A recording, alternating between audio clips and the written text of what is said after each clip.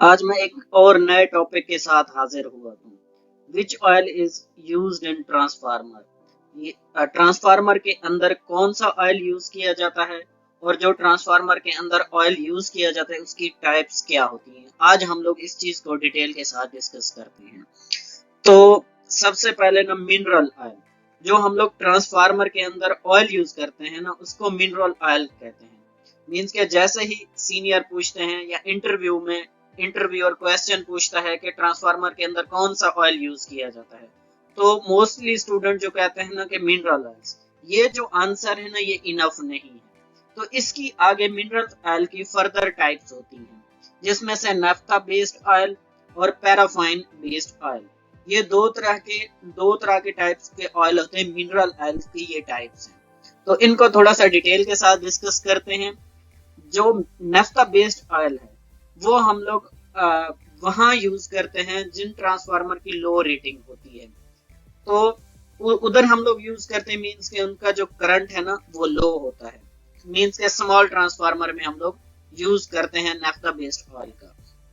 पैराफाइन based oil, पैराफाइन based oil को हम लोग वहां यूज करते हैं जिस ट्रांसफार्मर की हाई रेटिंग होती है, मीन्स के करंट उसका हाई होता है। मीन्स के लार्ज ट्रांसफार्मर के अंदर हम लोग इसका यूज करते हैं। उसके बाद आ जाती है कि ट्रांसफार्मर में जो ऑयल यूज करते हैं उसकी क्या प्रॉपर्टीज है। तो प्रॉपर्टीज को हम लोग डिटेल के साथ डिस्कस करते हैं। इसकी तीन तरह की प्रॉपर्टीज होते हैं। जो पहली प्रॉपर्टीज है उसमें इलेक्ट्रिकल प्रॉपर्टीज में dielectric strength, specific resistance. उसके बाद आ जाती है केमिकल प्रॉपर्टीज के ट्रांसफार्मर ऑयल की केमिकल प्रॉपर्टीज। तो केमिकल प्रॉपर्टीज में वाटर कंटेंट, एसिडिटी।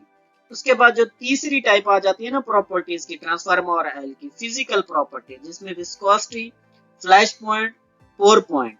तो ये तीन तरह की इसकी प्रॉपर्टीज होती हैं ऑयल ट्रांसफार्मर की। मींस के electrical properties, chemical properties, physical properties.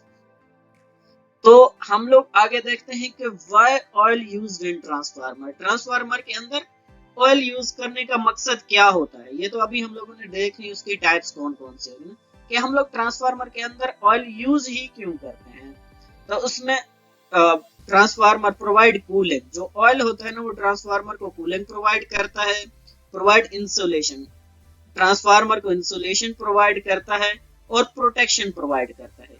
इन तीन बिहाफ पे ना हम लोग ट्रांसफार्मर के अंदर ऑयल यूज करते हैं। तो थोड़ा सा हम लोग इनको और डिटेल के साथ देखते हैं। तो सबसे पहले देख लेते हैं कि प्रोवाइड कूलिंग। तो कूलिंग हम लोग, जब हमारा ट्रांसफार्मर फुल लोड के ऊपर होता है ना, तो ट्रांसफार्मर के अंदर हीट जनरेट होती है उसकी वाइंडिंग के अंदर। तो जैसे ही वाइंडिंग के अंदर हीट जनरेट होती है, जो जैसे नो लोड के ऊपर चल रहा होता है तो उसके अंदर थोड़ी हीट जनरेट हो रही है। जब उसके फुल लोड के ऊपर ट्रांसफार्मर चल रहा होता है ना कंटिन्यूसली, तो उसके वाइंडिंग के अंदर हीट जनरेट हो रही है। तो उस हीट को खत्म करने के लिए या कम करने के लिए ना ट्रांसफार्मर के अंदर ऑयल यूज करते हैं। इसकी पहली टाइप तो ये होगी। उसके बाद ये इंसुलेशन प्रोवाइड करता है। मींस के इंसुलेशन किस हिसाब से प्रोवाइड करता है, इंसुलेशन इस हिसाब से प्रोवाइड करता है कि जो ट्रांसफार्मर को ऑयल है वो खुद ही एक इंसुलेटिंग मटेरियल है। तो इसलिए यह सेकेंडरी और प्राइमरी वाइंडिंग के दरमियान इंसुलेशन प्रोवाइड करता है। और जो वाइंडिंग के ऊपर एक पेपर इंसुलेशन लगी होती है ना, उसकी लाइफ को इंक्रीज करता है। मींस के ये दो तीन तरह के काम करता है। मींस के प्राइमरी और सेकेंडरी वाइंडिंग के दरमियान मींस के इंसुलेशन प्रोवाइड करता है। जो पेपर इंसुलेशन लगी होती है उसकी लाइफ को इंक्रीज करता है।